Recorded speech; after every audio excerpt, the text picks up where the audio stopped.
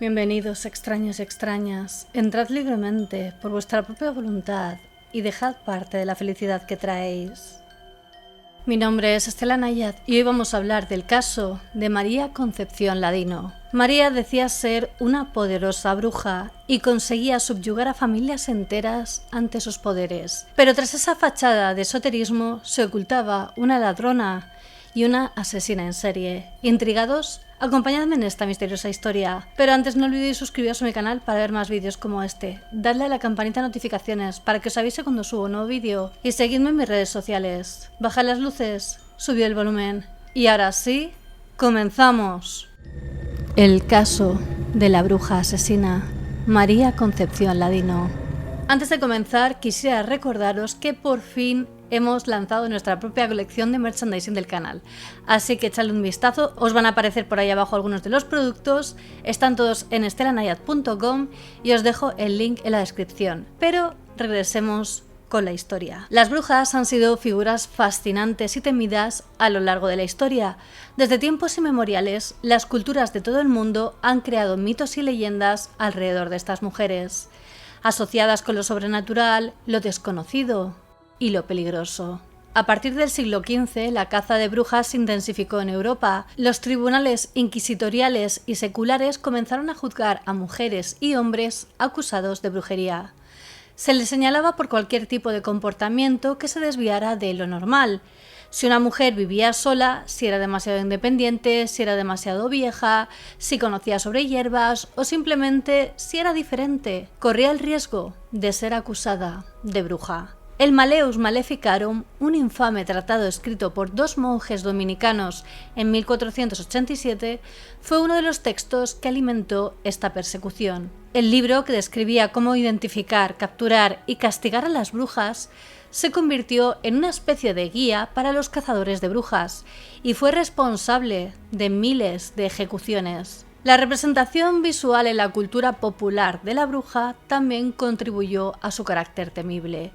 Se las imaginaba como ancianas decrépitas, con verrugas, vestidas de negro y siempre acompañadas de símbolos siniestros como gatos negros o escobas. En los relatos populares, estas mujeres realizaban aquelarres donde adoraban al diablo, volaban por los cielos y convocaban tormentas.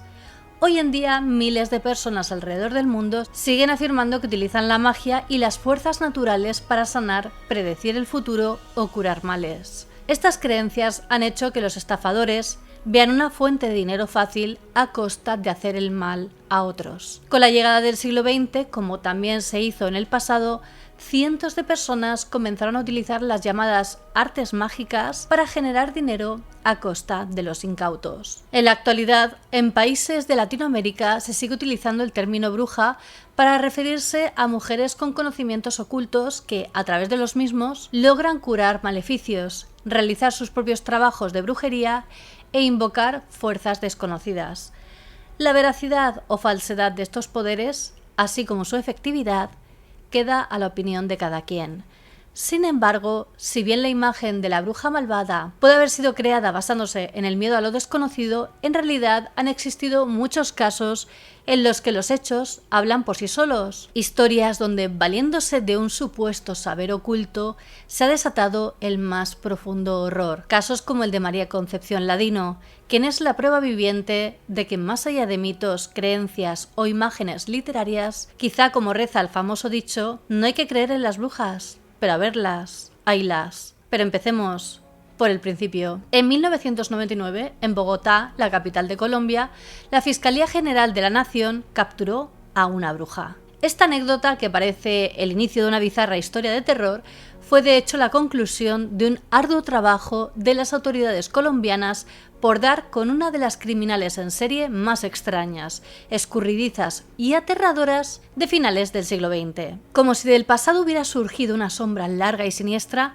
María Concepción Ladino se ganó la confianza de sus víctimas y, valiéndose de sus supuestos poderes sobrenaturales, logró arrebatarles no solo su dinero, sino la vida, por lo cual se ganaría el sobrenombre de la bruja asesina. Nacida en 1960, poco se sabe de la vida que llevó previa al inicio de su carrera criminal, aunque de María Concepción sobrevive una anécdota que impulsó el inicio de su profesión como bruja. Una mañana, mientras hacía fila para comprar un balde de cocinol, un combustible derivado del petróleo, y que por aquel entonces era utilizado por las personas de bajos recursos para cocinar, se dio cuenta de que una de sus vecinas, de manera grosera, intentó colarse sin respetar el turno de los demás. De inmediato, María Concepción levantó su voz y pronto ambas mujeres se encontraron enfrascadas en una fuerte pelea, que no fue a mayores gracias a la intervención del resto de vecinos. Sin embargo, en medio del alboroto, María lanzó una serie de gritos ininteligibles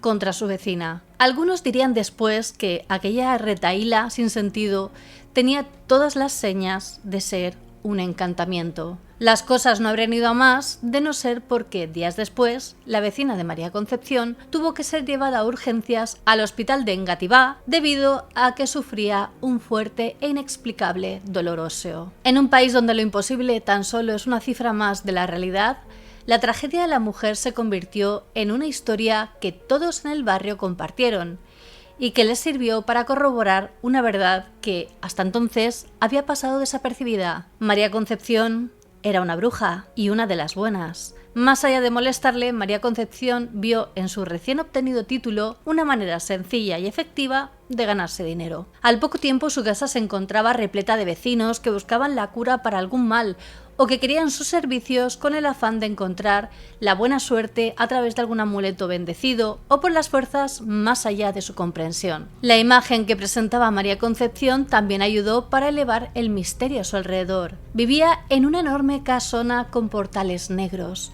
en completa soledad. Bueno, en soledad no, salvo por los propietarios de la vivienda, una pareja de pensionados. Los ancianos, Eduardo y Nubia, pasaban sus días en total tranquilidad. Con la llegada de la edad y la partida de los hijos, decidieron alquilar una habitación de la casa para así tener un poco de dinero extra y además compartir el hogar que había quedado tan solitario. Todos los días Nubia salía con una canasta repleta de patatas cocidas que vendía en la puerta de una de las escuelas cercanas, mientras Eduardo se dedicaba íntegramente a rellenar los crucigramas que aparecían diariamente en la prensa local. Aquella era una existencia sencilla, pero reconfortante. Entonces conocieron a María Concepción. Al poco tiempo la mujer se ganó la confianza de la pareja. El escaso dinero y las muchas necesidades se convirtieron en la puerta de entrada para que la mujer engatusara a sus víctimas. Lo primero que hizo fue ofrecerse a costear los alimentos de la pareja y luego les aseguró que tenía cura para sus dolencias. De esta forma, Eduardo y Nubia comenzaron a consumir brebajes y a recibir unos masajes con ungüentos derivados de plantas desconocidas. Todos aquellos actos desinteresados hicieron que la pareja bajara la guardia e incluso Eduardo llegó a pedirle a María Concepción en diversas ocasiones que lo acompañara a reclamar el dinero de su pensión. Así pasó el tiempo hasta que un día, sin previo aviso y sin saber cómo ni cuándo, la pareja de ancianos desapareció para nunca volver a ser vista. Nadie prestó mucha atención a este hecho y por una temporada María Concepción creyó que se encontraba a salvo. Ahora sí que vivía sola en aquella gran casona. No obstante, algunos vecinos y conocidos de los ancianos comenzaron a preguntarle qué les había ocurrido, ya que sabían de la buena relación que ella tenía con la pareja. Ante esto, María Concepción lo único que respondía es que tanto Eduardo como Nubia se hallaban enfermos e incluso en una ocasión relató cómo los hijos se los habían llevado a vivir con ellos. La ausencia de la pareja de ancianos fue una de las tantas cosas que ocurren en la capital colombiana y pronto dejó de interesar. Por su parte, María Concepción comenzó a mostrar una imagen mucho más pulcra que antes, casi como si el dinero hubiera llegado a su puerta de manera mágica. Al ser una bruja, aquello incluso podría ser cierto, ¿no? Meses después, los hijos de Eduardo y Nubia tocaron a la puerta del hogar de sus padres. Tanto tiempo sin recibir noticia de los ancianos los alarmó. Al llegar, la casa se alzaba ante ellos, enorme y completamente vacía. Su única inquilina, María Concepción, había partido del lugar. De inmediato llamaron a la policía. Las autoridades se presentaron en la vivienda y forzaron la puerta, pero en el interior no encontraron a nadie. El reporte de la desaparición fue puesto en la comisaría local. Los hijos de la pareja de igual manera sabían que ellos eran muy ahorradores y que en su casa debía estar el dinero que tras muchos años habían reservado. La suma se elevaba a 15 millones de pesos colombianos. Lo que no sabían ellos es que el dinero había volado junto con la bruja. Los meses pasaron sin que se supiera nada más, ni de María Concepción ni de los ancianos. Una mañana, cuando los familiares de Eduardo y Nubia comenzaban a resignarse a nunca más encontrarlos, la llamada de un agente de policía los alarmó. Según su relato, flotando en el río Arzobispo, que nace en los cerros orientales bogotanos, un grupo de niños había encontrado el cuerpo sin vida de Eduardo. Nunca se supo qué ocurrió con la pareja, cuáles fueron las causas de su muerte o tan siquiera dónde se hallaba el cuerpo de Nubia. El 15 de agosto de 1994, a una humilde casa en el sector de Fontibón, al oeste de Bogotá, llegó la hermana María. La mujer se encontraba en busca de un cuarto donde vivir durante una temporada. El dueño de la casa, Carlos Julio Montaña, de 54 años y padre de 3 hijos, la recibió con alegría. Desde hacía tiempo buscaba generar un poco de dinero con una habitación que tenía desocupada, y nadie mejor que una mujer madura y recta como esta inquilina. Al poco, la que se hacía llamar hermana María o doña Conchita, como también pidió que la llamaran, vivía bajo el techo de Carlos. La bruja tenía un nuevo hogar. Tan solo unos días después, María Concepción dio rienda suelta a los engranajes de su oscura maquinaria. Carlos, que por lo demás era un hombre trabajador que no conocía el descanso, se dio cuenta de que la mujer lo miraba de arriba abajo con una expresión preocupada. Al preguntarle qué ocurría, le confesó que estaba muy preocupada por el semblante demacrado que presentaba. Sin embargo, él no debía de alarmarse. Ella tenía la cura para sus males. Después de todo, le dijo, había sido bendecida con poderes sobrenaturales. De inmediato, como si de magia se tratara, sacó un brebaje y se lo entregó al hombre. La imagen que presentaba María Concepción era tan honesta y ciertamente intrigante que Carlos no desconfió de sus palabras y acabó con el brebaje sin pensarlo mucho. Al día siguiente, María Concepción le ofreció postres que, según ella, había horneado con sus propias manos, además de unas pastillas que le ayudarían a Carlos a sacar todas las malas energías que lo estaban acosando. Lo que no sabía el hombre es que estaba tomando laxantes. Días después, de forma casi milagrosa, Carlos comenzó a sentirse mejor. Dormía más horas en la noche, su humor era más alegre y todo lo asoció a las curas milagrosas de María Concepción. Corroborar que bajo su techo habitaba una bruja supuso para el hombre un cataclismo en su vida. De repente sería capaz de librarse de todos los males que supuestamente lo acosaban y que hasta ahora no sabía que tenía. Menos mal que María Concepción estaba allí para ayudarlo. Totalmente embelesado por los efluvios místicos de la mujer, no se negó a realizarse los baños de hierbas que ella le sugería o someter a lo mismo a sus 3 hijos pequeños. El 13 de octubre, María Concepción dio el paso final de su plan. Ese día envió a la esposa y a los niños pequeños de Carlos fuera de la casa y procedió a atiborrarlo con bebidas mágicas. 5 horas después, la mujer de Carlos volvió a casa y le encontró en su habitación, dormido y cubierto por una gruesa cobija. Aquello le pareció extraño, pero María Concepción le aseguró que era parte del trabajo que estaban haciendo y que en ese momento su marido se encontraba en trance para curarle una enfermedad del corazón. Tras esto, y mientras esperaban a que Carlos se sanara, reunió a los 3 niños y a la mujer para una sesión espiritista con el propósito de aumentar la efectividad de la cura mágica de Carlos. La señora de la casa, inquieta por todo el vodevil que se estaba desarrollando en su vivienda, decidió acabar con aquello e ingresar a su cuarto para despertar a Carlos. La habitación que tantos días la había recibido era ahora un lugar oscuro, lúgubre, repleto de los miasmas típicos de una bruja. Lentamente se acercó a su marido. El influjo de la hechicera también se había colado lentamente en su recelo. Por ello no quería agraviar las fuerzas, que no comprendía. Sin embargo, haciendo uso de todas sus fuerzas, levantó la gruesa cobija y en ese momento comprendió que aquella ya no era su casa. Más allá del miedo y procurando que sus hijos no vieran a su padre, la mujer decidió llamar a la policía. Aunque antes de hacerse con el teléfono, María Concepción le aseguró que ella ya había realizado la llamada. Al llegar, los oficiales vieron a una mujer poseída por el miedo y a otra que apenas parecía estar consciente de la situación, como si aquello fuera algo rutinario. La viuda, superando el pánico, los guió hasta el cuarto donde descansaba Carlos, ahogado en un charco de su propia sangre. En un principio, la esposa de Carlos creyó que todo había sido culpa de un ataque al corazón que sufrió su esposo. Quizá una arteria colapsó y por eso el horrible espectáculo. Luego vio el rostro de María Concepción y sintió miedo. En su mente no había nada peor que una bruja traicionada, y es por ello que no contó nada de los brebajes a la policía.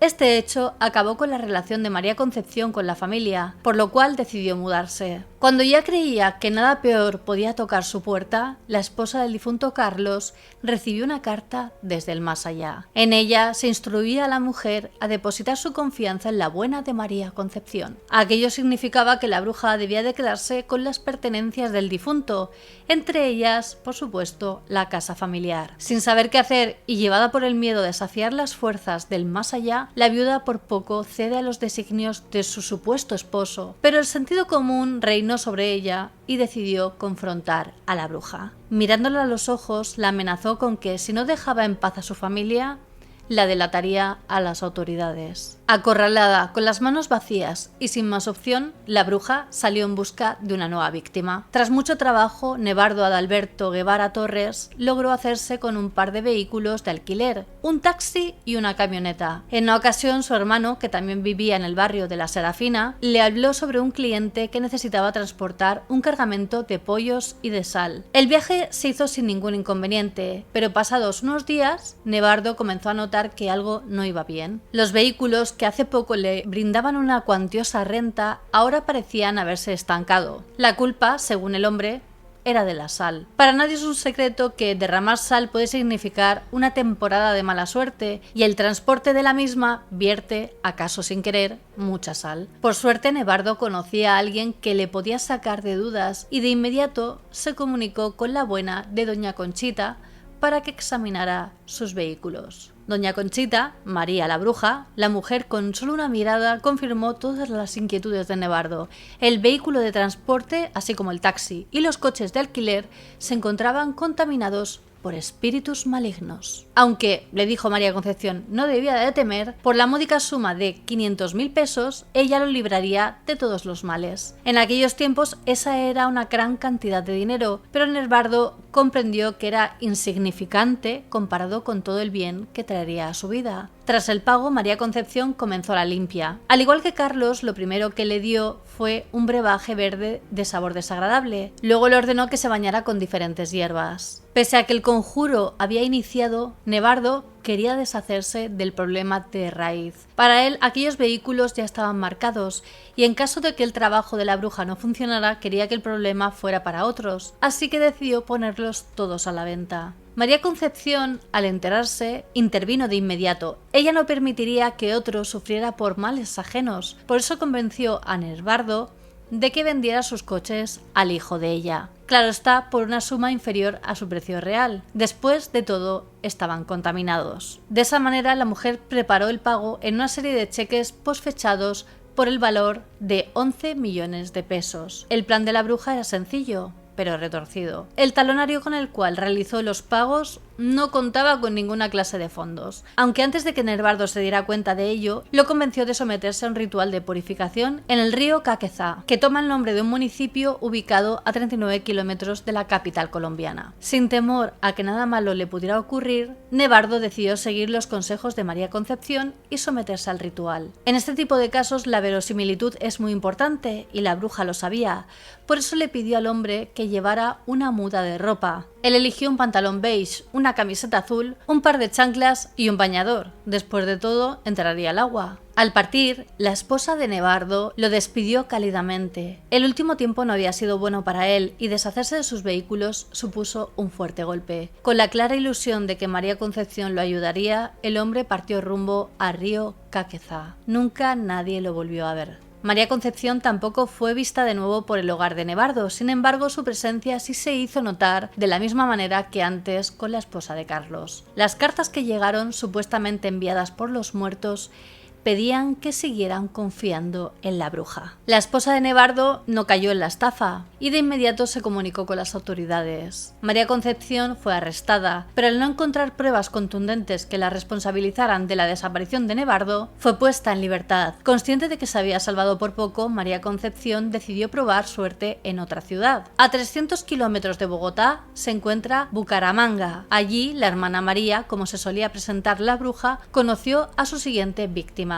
En agosto de 1996 se topó con Heidi Forero, una mujer de la tercera edad que se dedicaba a vender joyas. Estaba preocupada porque el negocio no iba bien y decidió hacerse con los servicios de María Concepción, quien le aseguró que podía librarla de las malas energías. Primero le pidió que realizara una serie de baños curativos, además de beberse la consabida poción verde de sabor amargo. Confiaba en que aquello la apartaría de la desgracia. La mujer no se dio cuenta de que las bebidas llevaban una fuerte carga de benzodiazepina. El efecto sedante fue casi inmediato. Con la mujer a su completa merced, María Concepción reunió todas las pertenencias de valor de la anciana. Acto seguido la metió en el coche y en un paraje solitario se bajó, la roció con gasolina y le prendió fuego. Bucaramanga significó para María Concepción un paso más allá en su carrera criminal. Sin embargo, algo, quizá los propios demonios que poblaban su cabeza, le decía que era necesario volver a su ciudad natal. 1997 la encontró en el norte de Bogotá, más exactamente en un rancho de la calle 19 con la 17. En ese lugar se hizo amiga de una mujer que tenía ahorrados 3 millones de pesos. Como siempre, María Concepción la convenció de tomar una de sus pócimas.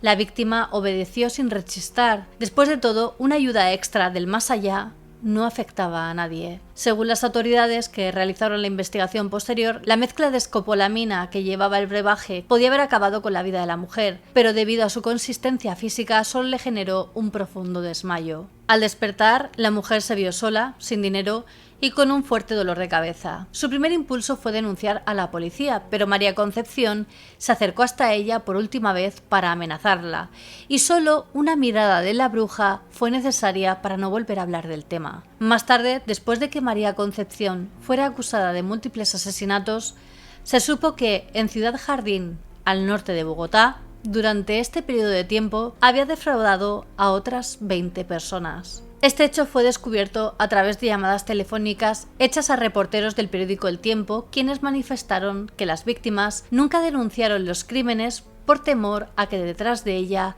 hubiera una organización que pudiera amenazar sus vidas. La larga sombra de tragedias que iba dejando María Concepción continuó ensanchándose cuando conoció el caso de la madre de Clara Elsa, Luz Estela y Ana Lucía Bello Clavijo. La mujer se encontraba al borde de la muerte debido al cáncer terminal que padecía. Las tres hermanas, afligidas por la pronta pérdida de su madre y sin saber qué hacer, decidieron pedir ayuda a la bruja para que la salvara. De inmediato, María Concepción le recetó una pócima, pero el remedio mágico fue ineficaz y la mujer terminó sucumbiendo a la enfermedad. Clara Elsa, Luz Estela y Ana Lucía Bello Clavijo habían perdido a su madre, pero ella no quiso nunca dejarlas desamparadas, por lo que les dejó en herencia 13 millones de pesos.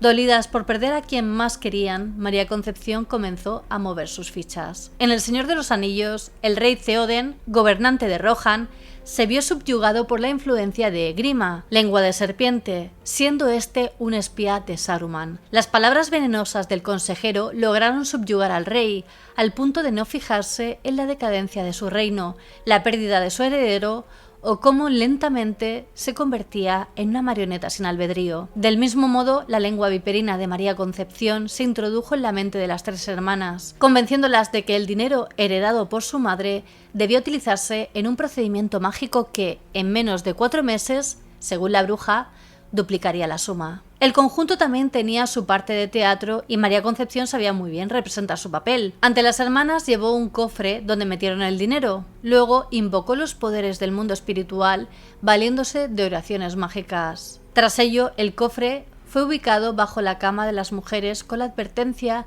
de que no debían de abrirlo bajo ninguna circunstancia. En el intermedio, ella serviría como medium para que las hermanas pudieran comunicarse con el espíritu de su madre. Con el paso de los días, a la casa de Clara Elsa, Luz Estela y Ana Lucía comenzaron a llegar las consabidas cartas del más allá. En ellas la difunta matriarca les avisaba de que pronto recibirían una nueva madre. Aquello no las convenció del todo. ¿Por qué su madre querría ser reemplazada? ¿Y cómo pretendía que recibieran a una nueva mujer en un hogar que aún la extrañaba? De esa manera las sospechas se hicieron más fuertes hasta el punto de que las tres hermanas decidieron abrir el cofre mágico de la bruja, solo para encontrarse que en su interior únicamente las esperaban 4 billetes de 10.000 pesos. ¿Cómo era posible aquello?, le preguntaron las hermanas a la bruja. María Concepción ni siquiera se inmutó. Para ella la respuesta era clara, aunque solo estaba reservada a la vista de personas iniciadas. Las huérfanas no podían ver los billetes porque eran invisibles, y solo a través de un rito de purificación serían capaces de verlos. El ritual debía de realizarse en una fuente de agua natural. Con este pretexto, las tres hermanas fueron conducidas a un arroyo de la Sábana de Bogotá, donde con la ayuda de 2 sicarios fueron apedreadas hasta la muerte. El amargo final de las mujeres solo fue el inicio del fin para María Concepción. La familia Bello Clavijo contaba con un miembro constante, Santiago Bello Clavijo. Al darse cuenta de lo ocurrido con sus hermanas, denunció a las autoridades. Aunque el componente mágico se cernía sobre el caso de sus hermanas, Santiago se dio cuenta de que lo ocurrido tenía una base mucho más terrenal. María Concepción estaba asociada con el crimen organizado y si él quería continuar con su denuncia, debía de partir del país. Así, tras la muerte de sus hermanas, en agosto de 1998, Santiago Clavijo pidió asilo en los Estados Unidos. En el acta que presentó ante la Corte norteamericana, aseguró que tras iniciar la denuncia contra María Concepción, comenzó a recibir llamadas amenazantes por parte de un hombre que se identificaba como miembro de la guerrilla de las FARC. De no parar con el proceso judicial, su vida corría riesgo. Santiago no se detuvo. María Concepción Ladino Gutiérrez fue arrestada en agosto de 1998. 2 de sus cómplices masculinos también fueron capturados. Fue hospitalizada brevemente el 30 de ese mes después de lo que parecía ser un intento de quitarse la vida.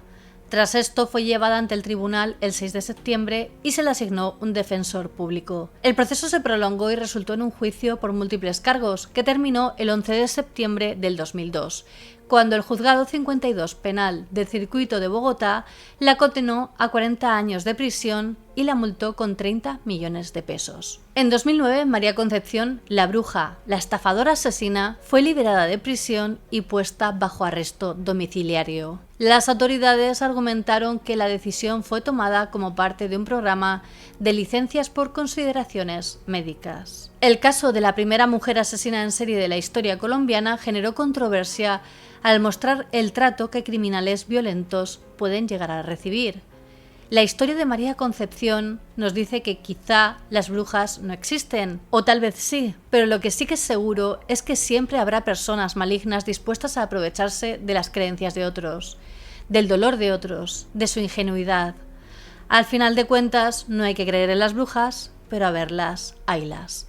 Y bueno, hasta aquí el caso. ¿Y vosotros qué pensáis? ¿Fue justa su puesta en libertad? Decídmelo en los comentarios. Quería agradecer a Black Milk Clothing por el vestuario de este vídeo. Tenéis toda la info en la descripción. Y os recuerdo que también hay merchandising del canal.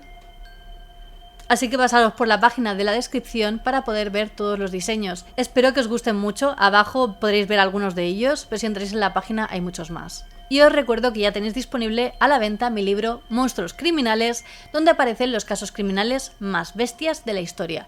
Y para esta época la verdad es que es una lectura terrorífica.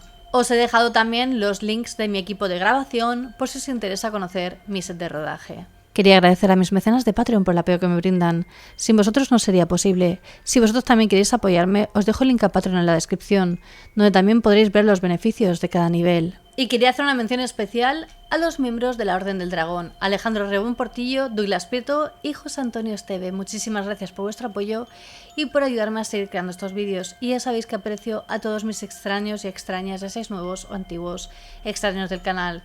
Como siempre, me da mucho que si os ha gustado el vídeo lo compartáis en vuestras redes sociales, dadle like, así sabré que queréis que haga más vídeos como este, suscribiros a mi canal y dadle a la campanita de notificaciones. No olvidéis seguirme en todas mis redes sociales, os las dejo por aquí y en la descripción, especialmente en Instagram, que es donde estoy más activa y subo un material muy interesante. Y ahora sí me despido, nos vemos en el próximo vídeo, recordad que subo nuevos vídeos cada semana. ¡Hasta pronto!